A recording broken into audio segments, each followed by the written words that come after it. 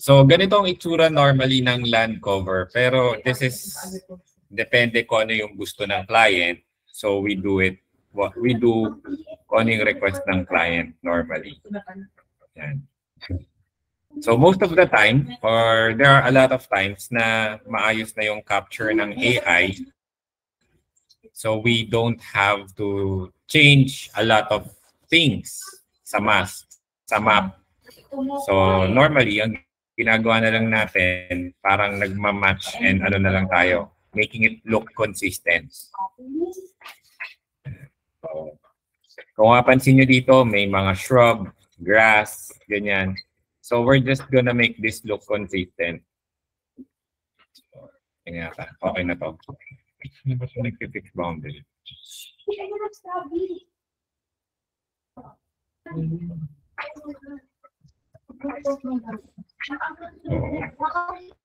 Makakuha ko ng 20.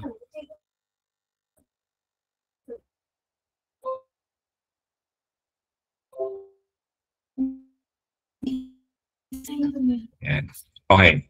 Water. Sending it back. Ang ginagawa ko, kung kaya mong i-edit, you can edit it. Yan.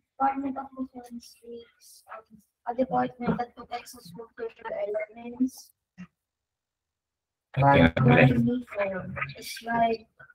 Okay, so yung neighbor may kulang, hindi niya na-capture ng maayos yung water. So, kukunin natin to. Natural places like that, reforms natural places. Yan, okay. So, nasundan. So, ang ginamit ko, E. Services what? Services to... Yan, para mapasa na yung task. Yan natin.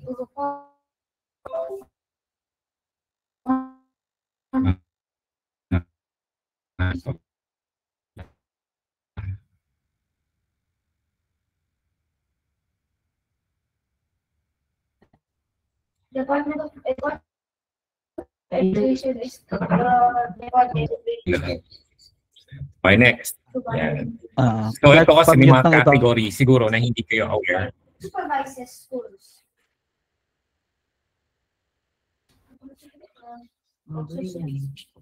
May mga hindi ba nakamute? So, pamute ha. Okay. So, ito kasi, itong special project na to guys, ang request lang ni client is grass, agriculture, water, shrub, forest, tsaka yung OSD. So, OSD para yan sa mga man-made grass, yung mga mini-maintain. Yan, tulad ng golf courses, ganyan. Yung mga front yard, backyard. So kung mapapansin nyo, they are being marked accordingly. So maayos yung pagkakagawa dito ni Patoga. Sino si Patoga? Okay. So ito medyo may confusion lang, but technically this is not OSD. Hindi to OSD, grass pa rin to. So this will remain as grass. Ayan natin yan.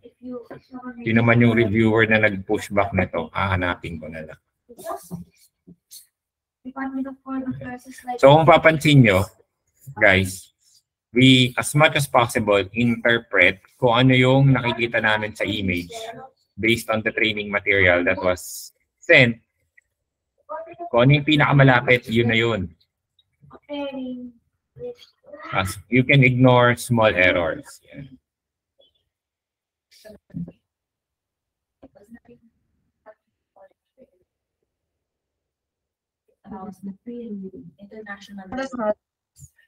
Ito pinapag-grasp ni reviewer. Sino yung reviewer?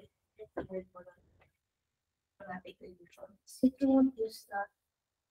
It won't be using that. Hindi na naman nabisa ano.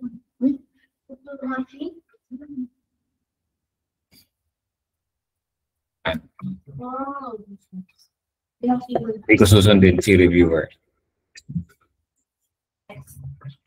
So here, so pagkaubos nito, makukuha ko yung 6019 unless nabalik ta rin ko siya. Check natin. Ilan pa ba? Parang hindi gumaga. Yun, ubus na siya. So, makakakuha na ako sa 1690. The department that handles forests, like things here in Philippines, like awkward person, Tignan natin siya. Agree? Okay. So, may mali na naman dito. Sino to? This is not agriculture. Yan.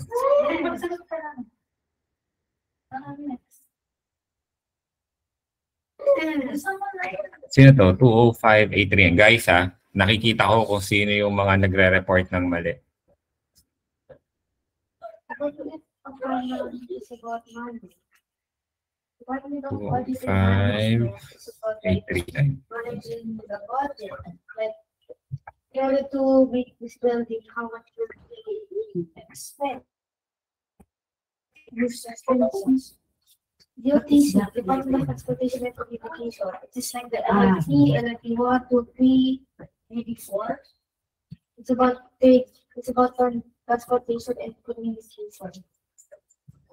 Department of Energy is the department that handles like energy, like Meralco, because energy or like electricity.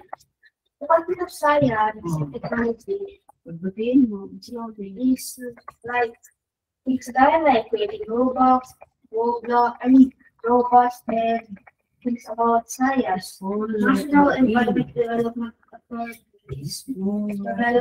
Okay. So guys, wag kayong magagawa ng ganito. Yung magre-report kayo ng neighbor pero mali naman kayo. This is national the department that has the authority to develop the environment. What?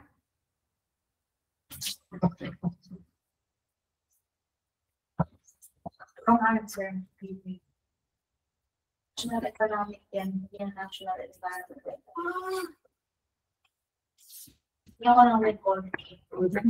So, may mga missing basic ng ganito kalalaki. Kasi nakakala yung price ni Becker.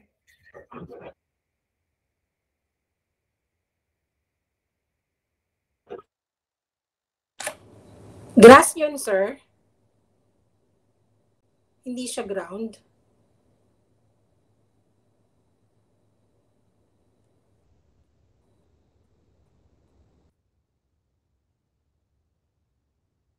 Sabihin na natin grass siya, guys. Kasi para siyang nakalbong forest.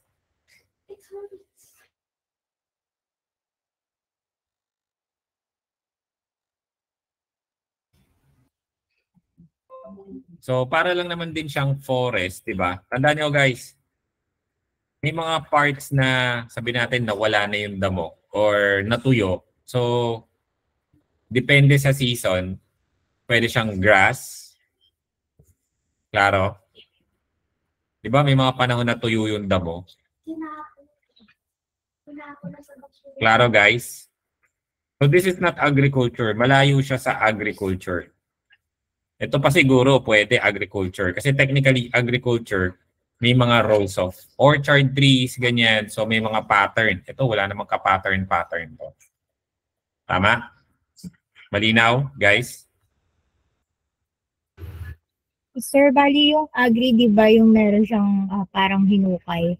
Pero Oo, may pattern, di ba? Opo. May Tapos patterns. meron din minsan na para siyang shrub, pero ano siya, hile-hilera. So that means agriculture din po ba yun?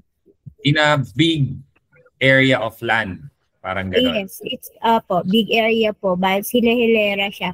Kasi meron po kasi akong na-encounter na gano'n. Pero na-label siya as ano? Na-label siya as shrub. Okay. You can, kung big area of land siya na tipong parang ginawang farm talaga, okay? Parang ito. Kita nyo? It's a big area of land pero natag siya as shrub. Kasi mukha naman talagang shrub. As compared to the forest na katabi, ito ang lalaki ng puno, di ba? Kasi ito maliliit. Parang wala.